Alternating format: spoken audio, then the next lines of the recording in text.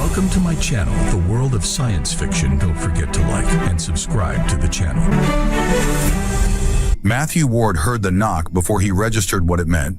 3 sharp raps against the steel door. Precise, demanding. He froze mid-reach for the water filter, his hand trembling above the cracked plastic casing. 7 months. 7 months without hearing another voice, another footstep, another goddamn sound that didn't come from wind-scraping rust or his own breath echoing in the emptiness. The knock came again, harder this time. His heart hammered against his ribs. The settlement had been evacuated, everyone left. The planet was classified dead, atmosphere thin, soil poisoned, infrastructure collapsed. He'd stayed because leaving meant admitting there was nothing left to go back to. Because silence was easier than watching another colony fail. He wiped sweat from his palms and crossed the small outpost. His boots scraped against the gritty floor. The door had no window, no screen, just a manual lock he'd reinforced with scrap metal, because paranoia felt smarter than optimism out here. He pressed his ear to the door, breathing, multiple sources, heavy and controlled. "I know you're in there, human." The voice was female, rough like gravel dragged across metal. "Open the door." Matthew's throat closed. He reached for the pipe wrench he kept near the entrance, then stopped. If someone wanted him dead, they wouldn't knock. He pulled the lock. The door swung open. 3 figures stood in the rust-orange dust, massive, blue-skinned. Their bodies packed with muscle that spoke of gravity heavier than Earth's, of lives spent hunting and surviving. They wore armor pieced together from chitin plates and what looked like dried leather, strapped tight across their chests and shoulders. Bone spears rested in their hands, not decorative, not ceremonial. Weapons worn smooth from use. Their faces were expressionless, eyes like black glass scanning him with the cold assessment of predators evaluating prey. The one in front stood taller than the others, her jaw squared, her shoulders broad enough to block the doorway. She held something in her arms, 3 bundles wrapped in faded cloth. She thrust them forward without ceremony. "Human, meet your children." Matthew's brain stuttered. He blinked, tried to process the words, failed. "What?" The huntress didn't repeat herself. She lowered the bundles to the ground. 3 small figures unfolded from the cloth. Girls, maybe 5 or 6 years old, their skin the same deep blue as the adults, but softer, less weathered. They stared up at him with wide, unblinking eyes. Matthew shook his head. "I don't have children." The smallest girl, barely reaching his knee, tilted her head. Her voice was a whisper, but it cut through the wind. "Mom said you would deny us." The air left his lungs. The lead huntress stepped forward, forcing Matthew back into the outpost. The other 2 followed, flanking her, their movements synchronized. The door shut behind them, sealing out the ochre light. Inside, the space felt suddenly suffocating. The outpost was 12 meters square. Prefab walls, a sleeping mat in one corner, storage crates stacked against the far wall, a single heater unit humming weakly in the center. Dust coated everything. The huntress planted her spear against the floor. The sound echoed like a judge's gavel. "My name is Sira," she said. "These are Kess and Varn." She gestured to the 2 behind her. "We serve the clan of the Red Sands. Last night, one of our own died. Her name was Thela." Matthew's mouth was dry. "I'm sorry for your loss, but I don't understand what that has to do with—" "She knew she was dying," Sira continued, her voice flat, reciting facts. "Blood loss, internal wounds. She had minutes. With her last breath, she gave us a command. Give them to the human, the silent one."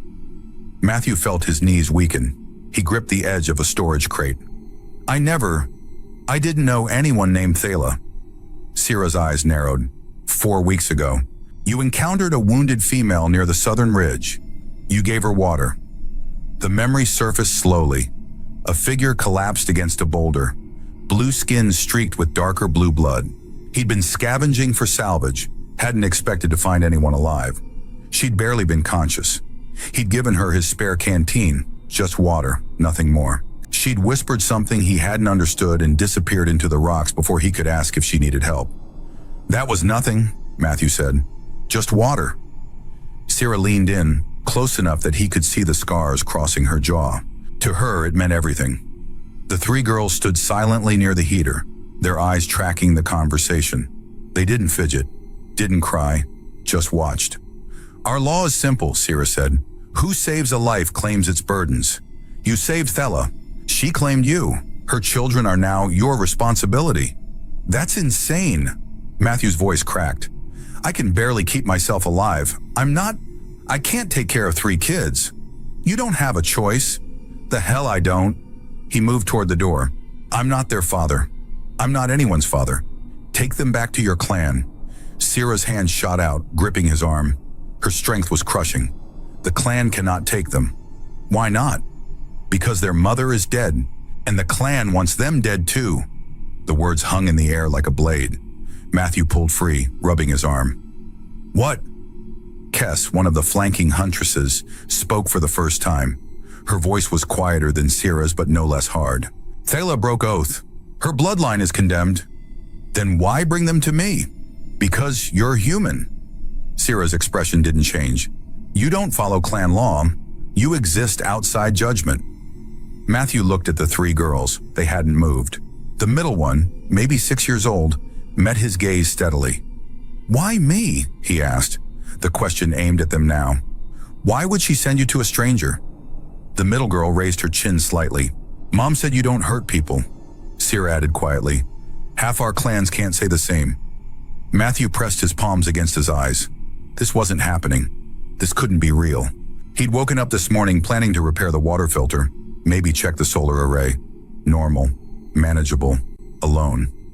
What did she die from? He asked finally. Sira hesitated. It was the first crack in her armor, a momentary flicker of something human beneath the stone facade. Her own kin. The room went cold. They killed her. They executed her for breaking oath. What oath? Sira's jaw tightened. That is not your concern. It's my concern if you're dumping her kids on me because... A sound cut him off. Metal scraping against metal.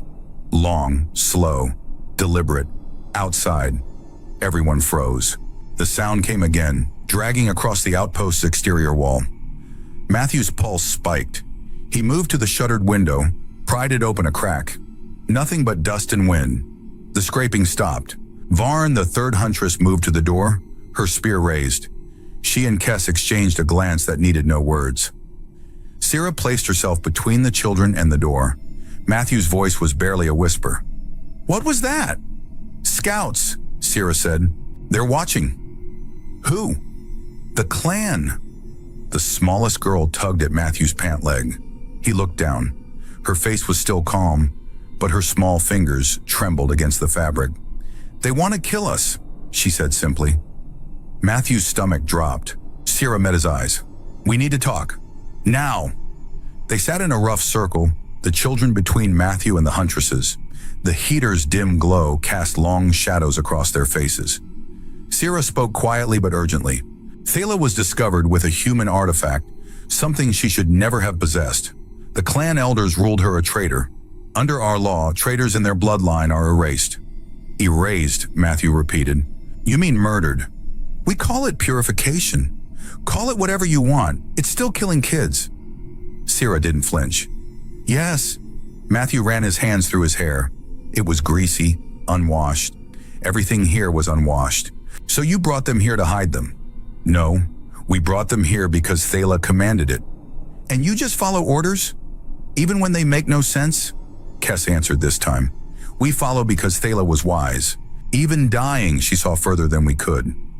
What did she see? Matthew demanded. The middle girl spoke before Sira could answer.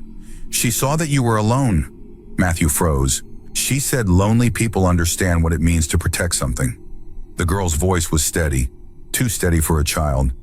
She said you would fight for us because no one fought for you. The words hit like a punch. Matthew looked away, throat tight. Sira continued. Thela knew the clan would come. She knew they would demand the children. But she also knew something else. What? That a human's claim is untouchable. Our law does not extend to your kind. If you claim them, the clan cannot take them without declaring war on you, and by extension, on all humans. Matthew laughed bitterly. There are no other humans here. It's just me. The clan doesn't know that. He stared at her. You're using me as a shield. Thela was using you as a shield. We're just delivering her final strategy. This is insane. This is survival. The oldest girl, who hadn't spoken yet, finally did. Her voice was rougher than her sister's, like she'd spent too much time screaming or crying. We don't want to die. Matthew's chest constricted. He looked at the three of them, small, blue-skinned, alien, but undeniably children, fragile, terrified beneath their calm masks. I don't know how to take care of kids, he said quietly. You'll learn, Sira said. What if I can't? What if I fail? Sira's expression softened, just barely. Then you fail. But at least you tried. The smallest girl moved closer, pressing against Matthew's leg like a cat seeking warmth. He stiffened, unsure, then slowly lowered his hand to her head. Her hair was coarse, textured differently than human hair, but warm. Outside, the wind howled, and beneath it, barely audible, came the rhythmic thud of footsteps. Multiple sets, moving in formation. Sira shot to her feet, spear in hand. Kess and Varn flanked the door. They're here, Varn whispered. Matthew stood, heart pounding. Who? The judgment! The door shuddered under a heavy impact. Once, twice. Then a voice, cold and commanding, rang out. Open! By clan law, we are owed entry. Sira looked at Matthew. Her eyes asked a silent question. Do we fight? He didn't know. He didn't know anything anymore. The door buckled under another blow. The smallest girl whispered, Don't let them take us. Matthew's hands clenched into fists. He moved to the door. Dawn broke harsh and red across the dead world. The pounding had stopped an hour before sunrise. No explanation, no ultimatum. Just silence returning like a held breath. Sira stood watch by the window, her spear resting against her shoulder. Kess and Varn sat cross-legged near the heater, eyes closed but bodies tense. The three girls huddled together on Matthew's sleeping mat. What are your names? He asked softly. The middle one looked up. I'm Rena. That's Pila. She pointed to the oldest. And that's Seth, the smallest. Your mom sounds like she was smart. She was dying, Pila said bluntly. Smart people don't die, Sira hissed from the window. They're coming. Everyone moved. Kess and Varn positioned themselves at the door. Sira pulled the girls behind a storage crate. Matthew grabbed the pipe wrench. The door rattled once. Then a voice, sharp and formal. We invoke right of entry. Open or be opened. Sira looked at Matthew. Her eyes asked a silent question. Do we fight? Matthew's voice was steady. If they take them, I'm dead anyway. He opened the door. 12 Huntresses stood outside. They wore full battle armor, chitin plating layered over their torsos, helms carved from bone, faces painted with black streaks that ran from forehead to jaw. Their spears were longer than those Sira's group carried, tipped with serrated edges that caught the rust-red light. At their center stood a huntress whose armor bore markings Matthew didn't understand. Symbols etched into the plates, scars crisscrossing her exposed arms like a brutal history written in flesh. She stepped forward. I am Commander Vasha of the Red Sands. I speak for the clan elders. Matthew forced himself to hold her gaze. What do you want? Vasha's eyes flicked past him, landing on the crate where the girls hid. Step aside, human. Those children must die. Their mother broke oath. Her bloodline ends here. Seth peeked out from behind the crate. Her small hand gripped the edge, knuckles pale. Matthew moved, blocking Vasha's line of sight. He didn't think, didn't plan, just moved. Not happening. Vasha's expression didn't change, but something cold flickered in her eyes. You protect them? I do. You choose death over law? I choose not watching kids get murdered. Sira stepped forward, placing herself beside Matthew. Touch them and you bleed. Vasha's lip curled. You defend the traitor's spawn? You break your own oath, Sira? My oath is to protect those who cannot protect themselves. Your oath is to the clan. My oath is to honor. Sira's voice rang like steel. Something you forgot when you killed Thela for carrying a piece of scrap metal. Murmurs rippled through the assembled warriors. Vasha's hand tightened on her spear. Careful, Sira. Treasonous words carry consequences. Then we all hang together. The tension was a living thing, coiled and ready to strike. Matthew's pulse hammered in his ears. This was it. The moment everything broke or held. Then Seth whispered, her voice cutting through the standoff like a knife. "They're not here for us." Everyone turned. She stepped out from behind the crate, small and impossibly brave. "They're here for you." Matthew's breath caught. "What?" Sierra closed her eyes briefly, a look of pained understanding crossing her face. Vasha smiled. It wasn't a kind smile. "The child is wise," Vasha said. "Tell him, Sierra. Tell him what his precious Thala really said." Sierra's jaw clenched. She looked at Matthew, and for the first time he saw something like regret in her eyes. "Thala said more than we told you. In her final moments, she claimed you as the father." Matthew staggered back. "No, that's impossible. I never, not by blood," Sierra cut him off. "By choice. She declared you father in the presence of witnesses. Under clan law, that makes you responsible for their actions, their debts, their crimes." Vasha stepped closer, her voice dripping venom. "She said your scent saved her, that you were the only one she trusted. And in saying so, she bound you to her children, and bound her children's fate to yours." Matthew's mind reeled. "But I didn't agree to that. I didn't consent." "Consent is irrelevant," Vasha said. "She named you. The words were spoken. The bond is made." "Then it's a lie." Matthew's voice cracked. "It's a trick." Sierra spoke quietly. "Yes." The word hung in the air. "She lied." Matthew turned to her. "She used me." "She saved them," Sierra corrected. "She knew the clan could never harm a child of a human, not without risking war. So she made you their father, knowing it would protect them." Vasha's smile widened. "But protection goes both ways, human. If the children are yours, their blood guilt is yours. Thala's crimes become your crimes, and the punishment," she raised her spear, "falls on you." Matthew couldn't breathe, couldn't think. "So she used me to save them," he whispered. Sierra nodded slowly, and she died smiling. Silence. Then Vasha raised her spear high. "Then you die in her place." The warriors moved as one, closing the circle. Steel sang. Sierra tackled the first warrior to charge, driving her shoulder into the woman's chest and sending them both crashing into the dust. Kess and Varn surged forward, spears flashing, meeting the second wave with brutal efficiency. Matthew grabbed the pipe wrench and swung wildly at a warrior lunging for the door. The metal connected with her jaw, snapping her head sideways. She dropped, stunned. Adrenaline flooded his system. He'd never been in a real fight. Bar scuffles, maybe. Drunken shoving matches. But nothing like this. Nothing where death felt so immediate, so certain. The girls screamed behind him. He turned, saw Pila dragging her sisters toward the far wall, trying to make themselves small, invisible. A spear whistled past his head, embedding in the doorframe. Matthew ducked, scrambled backward, wrench raised. Vasha stepped through the chaos, moving with calm precision. She didn't rush, didn't need to. "You fight well for a scavenger," she said, almost conversational. Matthew didn't answer. Couldn't. She lunged. He blocked instinctively, the wrench meeting her spear shaft with a jarring clang. Pain shot up his arms. She was stronger, faster, trained. She kicked him in the chest. He flew backward, crashing into the storage crates. Air left his lungs in a painful whoosh. He tasted blood.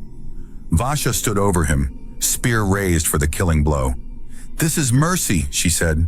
Then, a scream tore the air. Seth. The smallest girl threw herself between them, arms outstretched, her tiny body shaking but her stance firm. "No! He's ours!" Vasha froze. The entire outpost froze. The commander's spear hovered inches from Seth's face. The girl didn't move, didn't blink. Sierra gasped from where she'd pinned a warrior to the ground. "No, Seth! No!" But it was too late. Rena and Pila stepped forward, flanking their sister. 3 small figures, forming a barrier of flesh and bone. "He's ours," Rena repeated, her voice steady. "We claim him." Vasha's face went pale. One of her warriors whispered, "They invoked the right of Kling." Sierra's voice was hoarse. "Matthew, do you understand what this means?" He didn't. His head spun. He could barely hear over the ringing in his ears. Vasha lowered her spear slowly, as if the weapon suddenly weighed 1,000 pounds. "The right of Kling," she said quietly, and for the first time, her voice held something other than cold command. It held horror, The children have bound themselves. What does that mean? Matthew rasped, struggling to sit up. Sira knelt beside him, gripping his shoulder. It means they've claimed you as true family, not by blood or by name, but by oath. Under clan law, that bond is unbreakable, ancient, absolute. So they're safe? No. Sira's eyes were haunted. It means if they die, you die. If they are hunted, you are hunted. If they are judged, you face judgment too. Matthew stared at the three girls. They stood together, small hands clasped, forming a chain. So I'm marked for death now? Sira's silence was answer enough. Vasha stepped back, her warriors following her lead. The circle of death dissolved, but the threat remained. Law protects the children, Vasha said, her voice hollow. But nothing protects the parent who shelters them. She turned toward the door. We return at sundown. Prepare your grave, human. The warriors filed out, leaving only destruction and blood-spattered dust. As soon as they were gone, Sira grabbed Matthew's arm, hauling him to his feet. We run. Now. They moved fast. Sira led, her stride eating ground despite the uneven terrain. Kess and Varn flanked them, eyes constantly scanning the horizon. Matthew carried Seth on his back. She was too small to keep pace. While Rena and Pila ran beside him, their breathing labored but determined. The landscape was brutal. Rust-red rock formations jutted from cracked earth like broken bones. Ancient riverbeds carved deep channels through the ground, their surfaces glazed with crystallized salt. The air was thin, each breath a struggle, and the sun beat down with merciless intensity. Matthew's legs burned. He wasn't built for this. Months of isolation had softened him, made him weak. How far? He gasped. Far enough, Sira called back without slowing. That's not an answer. It's the only one I have. They ran for what felt like hours. The outpost disappeared behind them, swallowed by distance and heat shimmer. No pursuit yet, but Matthew could feel it coming, could feel the weight of eyes on his back. Finally, Sira raised a hand. They stopped in the shadow of a massive boulder, its surface pockmarked with erosion. Everyone collapsed, lungs heaving. Matthew lowered Seth gently. The girl's face was flushed, her breathing rapid but controlled. She'd endured the journey without complaint. Water, Kess said, passing around a canteen. They drank in silence, the liquid warm and metallic but precious. Matthew finally found his voice. What aren't you telling me? Sira didn't look at him, just stared out at the wasteland. Sira, she sighed, the girls didn't only choose you to save you. What do you mean? The right of cling, it's more than protection, it's a weapon. Matthew's stomach dropped. Explain. Sira turned to him, her expression grim. If the children die near you, clan law declares the killer cursed. Not just judged, not just exiled, cursed. Their bloodline becomes poison. Their name is erased from history. No warrior will risk it. He stared at the three girls. They sat together, not looking at him, not acknowledging the conversation. You mean they protected themselves by binding me? Yes. They used me as a shield twice over. Sira's voice softened. They learned to survive in ways children should never need to. Matthew stood abruptly, anger and fear warring in his chest. They're just kids. They're yours now. The words landed like a sentence. He looked at Rena, at Pila, at Seth. Three small figures huddled together, their blue skin dusty, their eyes too old, too knowing. His voice broke. They're just kids. Sira touched his shoulder briefly. And you're their only chance. A sound echoed across the wasteland. Low, mournful, deliberate. A war horn. Everyone shot to their feet. They found us, Varn whispered. How? Matthew demanded. We covered our tracks. Sira's expression darkened. They're not tracking us. They're hurting us. To where? She pointed toward the horizon, where the land dropped away into shadow. The old mining pit. It's the only shelter for miles. Then we go somewhere else. There is nowhere else. Another horn blast, closer this time. Sira grabbed her spear. We move, now! They ran again, this time with no illusion of escape. The hornets continued, a rhythmic pulsing that grew louder with each passing minute. The mining pit appeared like a wound in the earth, a massive crater carved by machines long since abandoned. Rusted scaffolding jutted from the walls. Platforms collapsed and dangling. The bottom was invisible, lost in shadow. "Down," Sira commanded. They descended carefully, using the scaffolding as a ladder. Metal groaned under their weight. Bolts popped loose, tumbling into darkness. Matthew's hands were slick with sweat. Seth clung to his back, her small arms tight around his neck. "Don't look down," he told her. "I'm not scared," she whispered. He almost believed her. They reached a platform about 30 meters down, a flat expanse of rusted metal surrounded by broken equipment. It offered some cover, but no exit, no escape. Sira positioned everyone behind a collapsed beam. Matthew crouched with the girls, his heart hammering. "We make our stand here," Sira said. "I can't fight 12 warriors," Matthew's voice shook. Sira looked at him, her eyes fierce despite the hopelessness of their situation. "You won't. You'll protect the girls. I'll protect you." The war horn screamed again, echoing through the pit. Then silence. Figures appeared at the rim above, dark shapes against the red sky. 12 of them. They descended with practiced precision, using ropes and handholds invisible to untrained eyes. Within minutes, they formed a perfect circle around the platform. Vasha landed last, her armor gleaming despite the dust. She stepped forward. "Last chance. Give us the children." Matthew stood, placing himself between Vasha and the girls. His voice was steady despite everything. "No." Vasha lifted her blade, and Rena stepped forward, holding something in her hand, a torn piece of cloth. Faded, stained, but marked with a symbol. Every warrior froze. Sira gasped. "That mark!" Matthew looked at the cloth, seeing nothing significant, just old fabric with a crude symbol etched in what looked like dried blood. But the warriors stared at it like they'd seen a ghost. Vasha staggered back. "No. Matthew," Sira's voice was barely a whisper. "Their mother wasn't a traitor." "What?" "She was a clan elder." The words didn't make sense. Matthew looked at Sira, then at Vasha, then at the cloth in Rena's small hand. "We executed an elder's daughter," one warrior breathed, horror cracking her voice. Vasha dropped her blade. The clatter echoed through the pit. Pila and Seth stepped forward, joining their sister. Together they held the cloth higher. Sira's voice shook. "The symbol means protected bloodline. Any who harm my children become outcast by divine law." Matthew's mind raced. Then why did they kill her? Because she hid the symbol. She let them believe she was common-born so her children could... Sira's voice broke. She sacrificed her status to protect them. Vasha sank to her knees, the weight of realization crushing her. "Then we condemned ourselves." The warriors around her mirrored the gesture, one by one dropping to their knees. Matthew stared, unable to process. "She planned this? All of it?"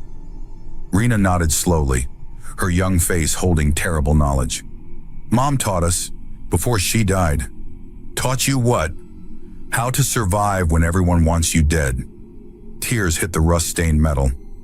Not the girls. Matthew's. He sank down, his legs giving out. The enormity of it crashed over him. The manipulation, the sacrifice, the brutal calculus of a mother using her last breath to weave a trap that would save her children. Vasha's voice was hollow. "The mother didn't protect the children with you. She protected them with our guilt." Sira knelt beside Matthew.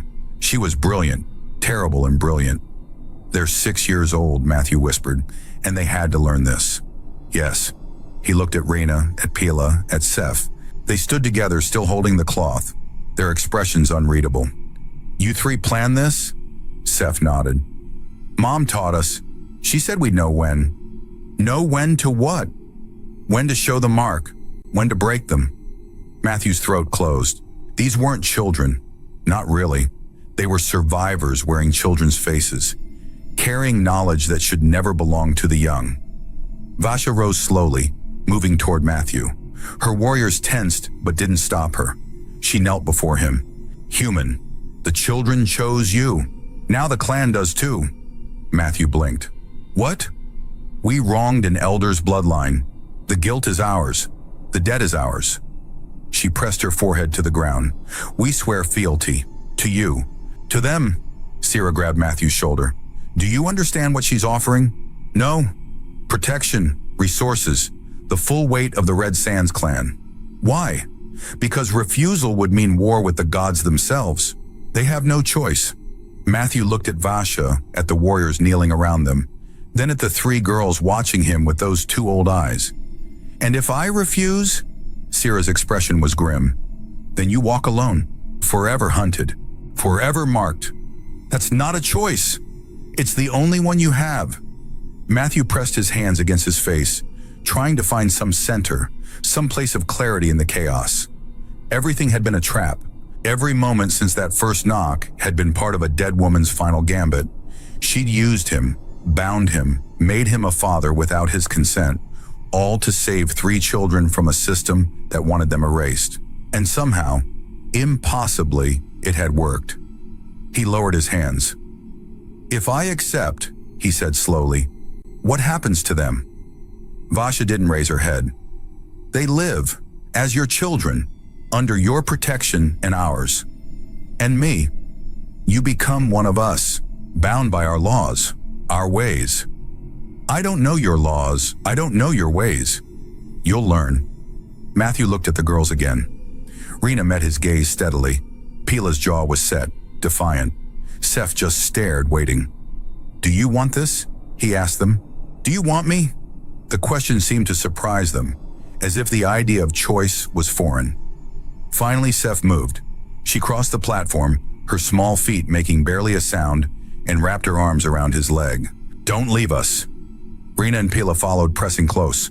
Please, Pila whispered, don't leave us. Matthew's vision blurred. He wrapped his arms around all 3, pulling them close, feeling the warmth of their bodies, the realness of them. I won't, he heard himself say. Not ever. Sira placed a hand on his shoulder. Then it's done. Vasha rose, her warriors following. She pressed a fist to her chest, a gesture Matthew didn't understand but felt the weight of. By blood spilled and honor broken, we serve, Vasha said, until death releases us. The other warriors echoed her words, their voices creating a strange harmony in the pit's depths. Sira helped Matthew to his feet. The girls clung to him, not letting go. We need to move, Sira said. The clan will provide sanctuary, but not here.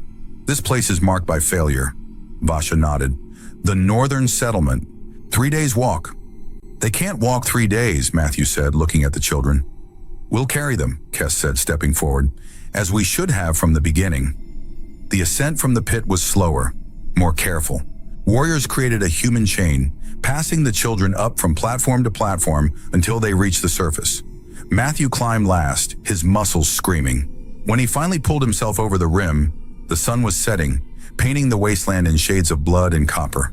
The girls sat together, sharing water from a warrior's canteen. They looked so small among the armored figures, so fragile, yet they'd survived. Vasha approached Matthew.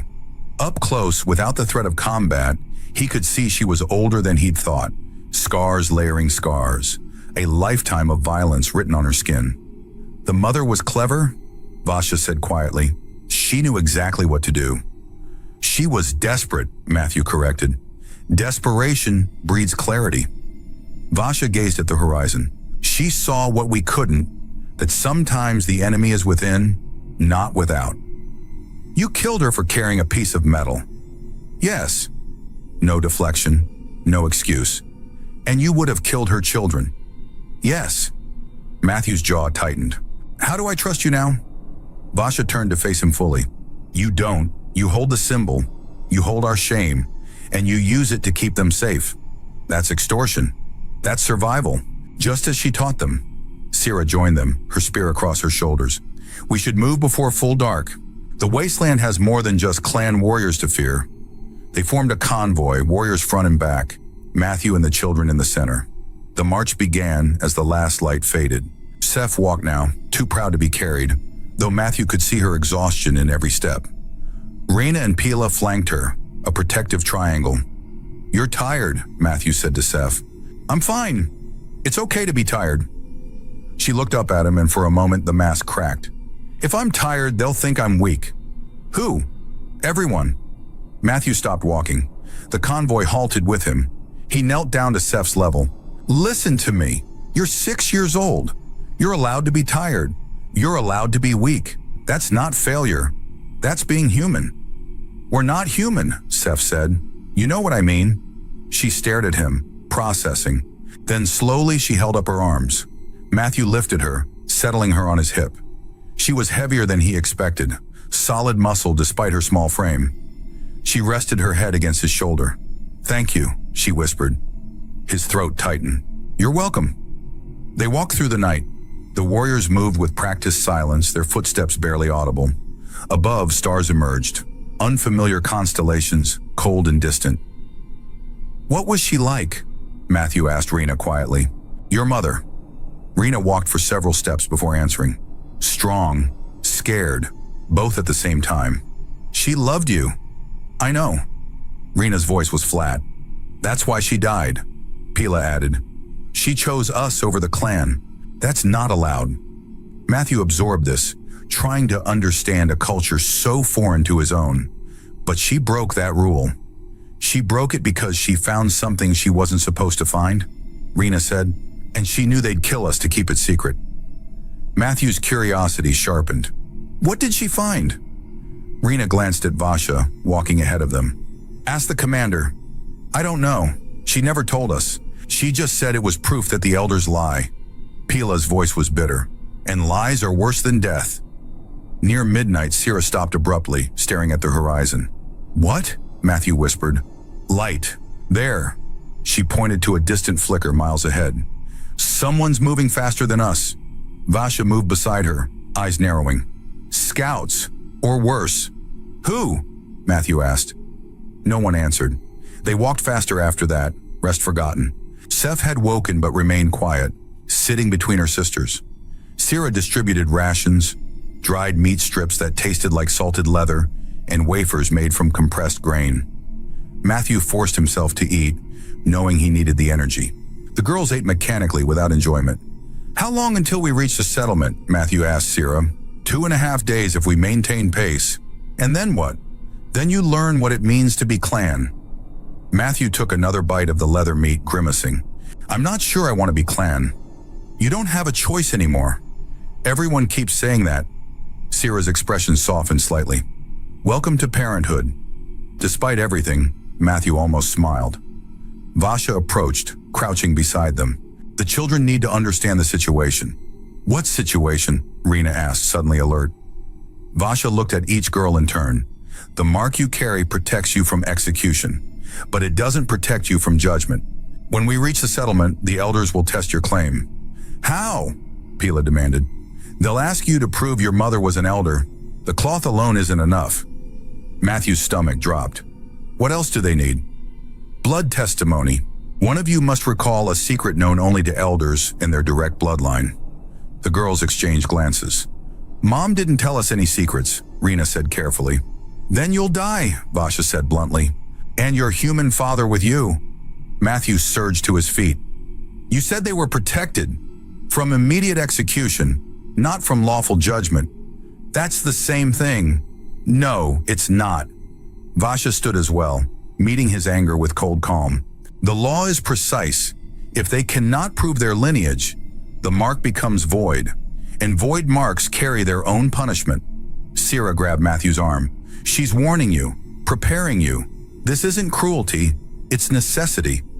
Matthew wanted to scream, wanted to fight, but he was one human surrounded by warriors in a wasteland he didn't understand, responsible for 3 children who'd already survived more than anyone should. He forced himself to breathe. What happens if they can't prove it? He asked quietly. Vasha's silence was answer enough.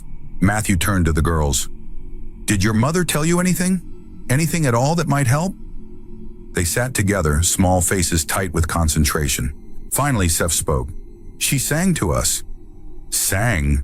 Matthew asked. A song. Always the same song.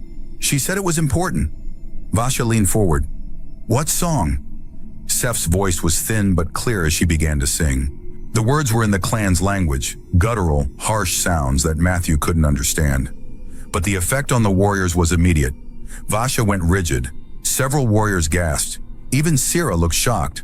The song ended. Seth fell silent. What? Matthew demanded. What was that? Vasha's voice shook. The blood chant. It's only taught to elders, only spoken in their presence.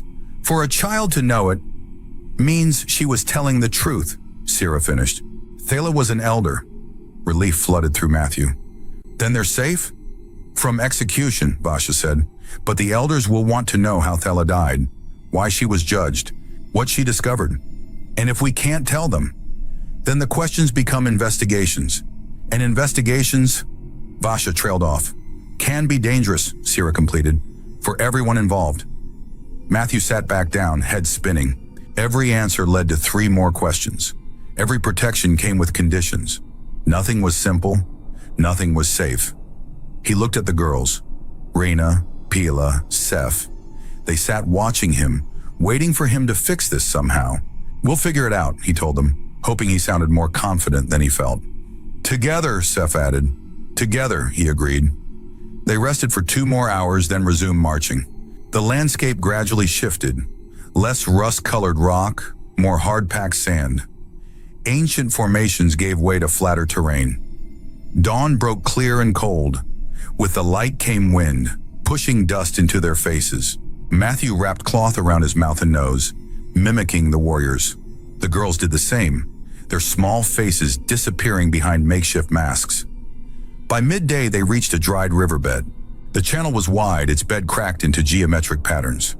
We follow this north, Vasha announced. Faster than surface travel. They descended into the riverbed, the banks rising above them. It felt claustrophobic, exposed, but the footing was easier, and they made better time. Hours passed in grinding monotony. Walk, rest briefly, walk again. The sun tracked across the sky, merciless. Seth rode on Matthew's shoulders now, conserving her strength. Rena and Pila walked with dogged determination, their small legs burning but refusing to stop. As afternoon faded, Kess suddenly raised a fist. The convoy halted. Movement, she hissed. East bank. Everyone dropped low. Matthew crouched, one hand on Seth's leg to steady her, the other pulling Rena and Pila close. Figures appeared on the bank above, 4 of them, silhouetted against the dying light. Not clan warriors. Their armor was different, lighter, cobbled together from mismatched pieces. Their weapons were crude but functional, and their faces bore markings Matthew didn't recognize. Raiders. Vasha's voice was barely a whisper. Outcasts, stay low. The raiders scanned the riverbed, one pointed directly at them. Run! Sira shouted. Chaos erupted. Warriors surged forward and backward, creating a defensive formation. Matthew grabbed both Rena and Pila, Seth still clinging to his shoulders, and ran. Behind him he heard impacts, spears striking stone, bodies colliding. The riverbed curved ahead. Matthew followed it blindly, his only thought keeping the girls moving. More raiders appeared on the banks, 6, 8, too many. They'd been herded into an ambush. A spear thudded into the ground inches from Matthew's feet. He stumbled, caught himself, kept running. Here! Varn appeared from a side channel, gesturing frantically. Matthew dove into the narrow passage. It was barely wide enough for his shoulders, the walls pressing close. The girls squeezed through ahead of him. The passage opened into a small cave. Natural formation, hidden from above. Varn pushed them deeper into the shadows. Stay. Silent. She disappeared back into the passage. Matthew pressed the girls against the cave wall, his body shielding them. Seth's breath was hot against his neck. Rena and Pila trembled but made no sound. Outside, the sounds of combat echoed. Screams, clashing metal, guttural shouts in multiple languages. Then silence. Matthew held his breath. Footsteps approached the passage. Heavy, deliberate. A shadow filled the entrance. Matthew tensed, ready to fight barehanded if necessary. Then Ciro's voice. It's me. Relief crashed through him. Are you hurt? Bruised, nothing serious. She entered the cave, blood streaking her armor. Not her own, Matthew hoped. The raiders are retreating. We held them. How many? Too many. This area is more active than intelligence suggested. She looked at the girls. Are they okay? Scared, but okay. Sira nodded. We wait until full dark, then move fast. No more rest until we reach the settlement. Can we make it? We have to. They waited in the cave as night fell. The girls huddled together, finally allowing themselves to show fear. Matthew held them, whispering reassurances he wasn't sure he believed. When Vasha finally gave the signal, they emerged into darkness. The convoy reformed, now moving at double pace. The forced march was brutal. Matthew's legs screamed. His back ached from carrying Seth. But he pushed through, driven by the knowledge that stopping meant death. Sometime after midnight, Rena stumbled. Matthew caught her before she hit the ground. "Can't," she gasped. "Can't keep going." "Yes, you can," Matthew said, though he wasn't sure he could. Kess appeared beside them.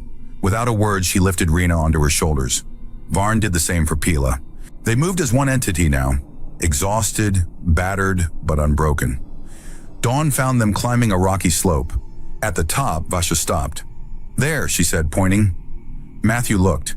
In the valley below, structures rose from the sand. Not ruins. Active buildings, smoke rising from vents, figures moving between them. The settlement. They'd made it. "Come, Faran," Vasha said. "Your new life begins." They descended into the valley as the sun rose fully, painting everything in harsh light. The settlement was larger than Matthew expected. Dozens of buildings arranged in concentric circles around a central plaza. The architecture was unfamiliar, all sharp angles and reinforced corners designed to withstand sandstorms. Clan members emerged from dwellings, watching the convoys approach with wary eyes. News traveled fast. Matthew could feel the weight of their stares, the whispered conversations. Vasha led them directly to the plaza. A raised platform stood at its center, carved from a single massive stone. 3 figures waited on the platform. Elders. Their armor was ceremonial, etched with symbols Matthew couldn't read. Their faces bore the deep lines of age and authority. The central elder stepped forward. Her voice carried across the plaza without effort. "Commander Vasha, you return with an unusual party." Vasha knelt. "Honored Elder Kren, I bring news of grave import. Speak. We executed Thela of the Red Sands for oath-breaking, but her children bore the mark of elder bloodline. We stand in violation." Murmurs rippled through the gathered crowd. Elder Kren's expression didn't change. "Show me." Rena stepped forward, pulled from Kess's shoulders. She walked to the platform with her sisters, each step deliberate. They held up the cloth. The plaza fell silent. Elder Kren descended from the platform, moving with surprising grace. She took the cloth, examined it closely. Seth whispered to Matthew, barely audible, "If we die, you die too?" Matthew's hand tightened on her shoulder. "Yes." Her small fingers gripped his. "Good." Elder Kren looked up. "This mark is authentic, but authenticity can be forged." "They know the blood chant," Vasha said. "Do they?" Elder Kren looked at the girls. "Prove it." Seth stepped forward. Without prompting, without hesitation, she began to sing. Her voice filled the plaza, impossibly loud from such a small body. The words echoed off stone walls, carrying weight that transcended language. When she finished, even the wind seemed to pause. Elder Kren knelt before the 3 girls. "Forgive us, daughters of Thela. We have wronged you gravely." Matthew felt his knees weaken. They'd done it. The girls had proven themselves. But Elder Kren wasn't finished. She rose, turning to Matthew. "And you, the human. You claim these children?" "I do," Matthew said, his voice steady. "Why?" The question was simple. The answer was anything but. "Because they needed someone," Matthew said finally, "and I was there. That is not reason enough to bind yourself to condemn bloodline. It is for me." Elder Kren studied him with eyes that seemed to see through flesh and bone. "You understand what you've accepted? The burden, the danger, the absolute responsibility?" "I'm learning." "Learning is not the same as understanding." "Then I'll understand," Matthew said. "Eventually." A ghost of a smile crossed Elder Kren's face. Spoken like a true parent. She turned to address the plaza. "The human Matthew Ward has claimed the daughters of Thela under the right of Kling. By our law, they are his blood, his protection, his destiny." She paused, letting the words sink in. "And we, who wronged their mother, owe them debt. Blood debt, life debt. We will honor this debt through service to their family." Vasha and her warriors dropped to their knees. Then one by one, every clan member in the plaza did the same. Matthew stood frozen, overwhelmed by the enormity of what had just happened. Sierra whispered beside him, "You're one of us now, truly." Elder Kren approached, placing a hand on Matthew's shoulder. "Welcome to the Red Sands clan, Matthew Ward. May you find strength in your new family." The girls clustered around him, gripping his hands, his clothes, anchoring themselves to him. "We did it," Rena whispered. "We survived." Matthew pulled them close, feeling the full weight of everything. The deception, the danger, the desperate love that had brought them to this moment. "We did," he agreed. "Together."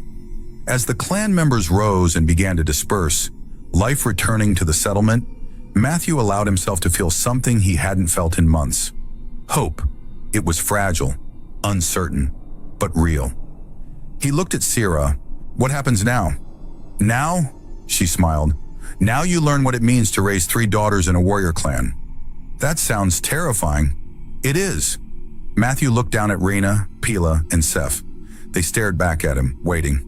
"Okay," he said. "Let's go home." Elder Kren led them to a dwelling on the settlement's eastern edge, larger than most, with space for a family. The interior was sparse but functional. Sleeping mats, storage areas, a cooking pit in the center. "This was Thala's home," Elder Kren said quietly. "It's yours now." The girls entered slowly, touching walls, running fingers over familiar objects. Memories lived here, ghosts of a life stolen. Matthew stood in the doorway, feeling like an intruder. "This doesn't feel right," he said. "It will," Elder Kren assured him. "Give it time." She departed, leaving them alone. The girls explored while Matthew tried to organize his thoughts. He'd gone from isolation to instant fatherhood in less than a week. Nothing in his life had prepared him for this. Seth appeared at his side, holding something. A carved figure, primitive but detailed, resembling a 4-legged animal. "Mom made this," she said. "For me. It's beautiful. She said it would protect me." Matthew knelt down. "Do you feel protected?" Seth considered this seriously. "I feel less alone?" "Me too," Matthew admitted. Rena and Pila joined them. For a long moment, they simply stood together in their new home, cobbled family bound by circumstance and choice. "What do we do now?" Pila asked. Matthew realized he had no idea. No plan, no strategy, just instinct and determination. "We figure it out," he said, "one day at a time." "What if we make mistakes?" Rena asked. "Then we make mistakes, together." Seth hugged his leg. "I'm glad Mom chose you." Matthew's vision blurred. "I'm glad she did too." They spent the rest of the day settling in. Warriors brought supplies, food, water, blankets. Sierra visited twice, checking on them, offering guidance. As evening fell, Matthew built a fire in the cooking pit. The girls sat around it, the flames dancing in their dark eyes. "Tell us about Earth," Rena said suddenly. "Earth? Your home. What was it like?" Matthew hadn't thought about Earth in months. The memories felt distant, belonging to someone else. "Green," he said finally. "Lots of green. Water everywhere. Oceans, rivers, lakes. The sky was blue." "Blue like us?" Seth asked. "Different blue. Lighter. Brighter." "Did you have family there?" Pila's voice was careful. Matthew's throat tightened. "I did, a long time ago." "What happened to them?" "They died. Disease, quick and merciful if there's such a thing." The girls absorbed this quietly. "Is that why you were alone?" Rena asked. "Partly. Mostly I just gave up trying to connect with people. Seemed easier to be alone." "But you're not alone now," Seth said. "No," Matthew agreed. "I'm not." They ate a simple meal, grain porridge and dried fruit. The girls showed him how to prepare it properly, teaching him the basics of clan cooking. Afterward, exhaustion hit hard. The forced march, the stress, everything caught up at once. "Sleep," Sierra said from the doorway. She'd returned so quietly Matthew hadn't heard her. "I'll stand watch tonight." "You don't have to." "I want to. You're family now. We protect family." Matthew was too tired to argue. He helped the girls arrange sleeping mats, then collapsed onto his own. Within minutes, he felt small bodies pressing against him. The girls had abandoned their mats, choosing instead to sleep close. "Is this okay?" Rena whispered. "Yeah," Matthew said. "This is okay." He lay awake long after they'd fallen asleep, listening to their breathing, feeling the warmth of them against his sides. Somewhere in the darkness, Sierra kept watch. And for the first time since arriving on this dead world, Matthew Ward didn't feel like he was waiting to die. He felt like he had something to live for. The days blended together after that. Matthew learned clan customs, how to greet elders, how to show respect, how to navigate the complex social hierarchies. The girls taught him their language, laughing at his clumsy pronunciation. Vasha assigned warriors to train him. Basic combat, survival skills, tactics. He was slow, uncoordinated, but determined. The girls trained too. Even children were expected to learn fighting arts. Matthew watched Seth spar with a wooden blade, her small face fierce with concentration. Pride swelled in his chest. Pride he had no right to feel, but felt anyway. "She's good," Sierra commented beside him. "She's 6. Age doesn't matter here, skill does." Matthew understood. This wasn't Earth. Childhood here was preparation for survival, not shelter from it. Weeks passed, then months. The girls grew stronger, more confident. They laughed more, cried more, allowed themselves to be children. Matthew grew too, not physically, but in ways that mattered more. He learned patience, gentleness, the art of being present. One evening as they sat around the fire, Pila asked the question Matthew had been dreading. "Do you miss your old life?" He considered lying, decided against it. Sometimes the quiet, the simplicity. "Do you wish you could go back?" Matthew looked at each of them. Rena, Pila, Seth. 3 lives depending on him. 3 hearts learning to trust again. "No," he said honestly. "I don't." "Why not?" Seth asked. "Because that life was empty. This one isn't." Rena smiled, the first genuine smile he'd seen from her. "You're getting better at this," she said. "At what?" "Being a dad." The word hit him like a physical blow. Dad, father, not just guardian or protector.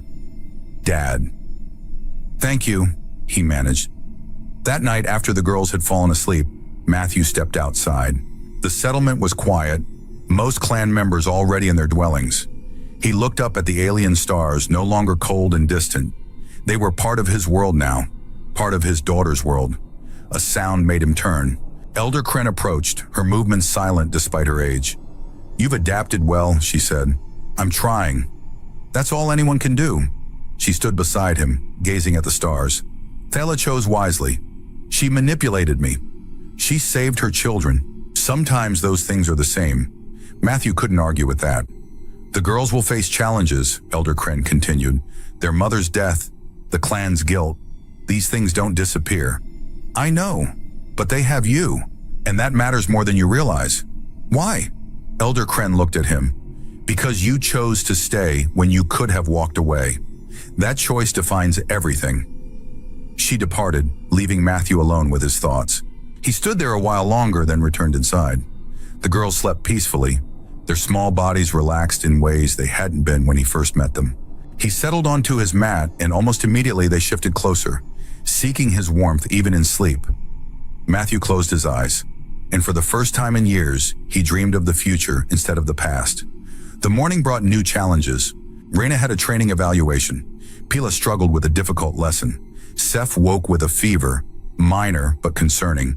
Matthew navigated it all, learning as he went, making mistakes, correcting them, trying again. This was parenthood, messy, imperfect, beautiful. As the sun set on another day, the girls gathered around him. "Thank you," Rena said softly. "For what?" "For not leaving us, when you could have." Matthew pulled them close. "I'm not going anywhere." "Promise?" Seth whispered. "Promise." They sat together as darkness fell, a family forged from desperation and choice. Matthew Ward had come to this world alone, seeking nothing but silence. But a dying mother had seen something in him he hadn't seen in himself, the capacity to protect, to love, to stay.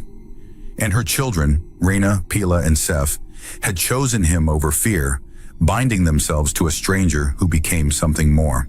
He lived alone on a dead world until a dying mother's last lie made him the father of 3 and the enemy of an entire clan. But the lie had become truth. The enemy had become family, and the dead world had come alive.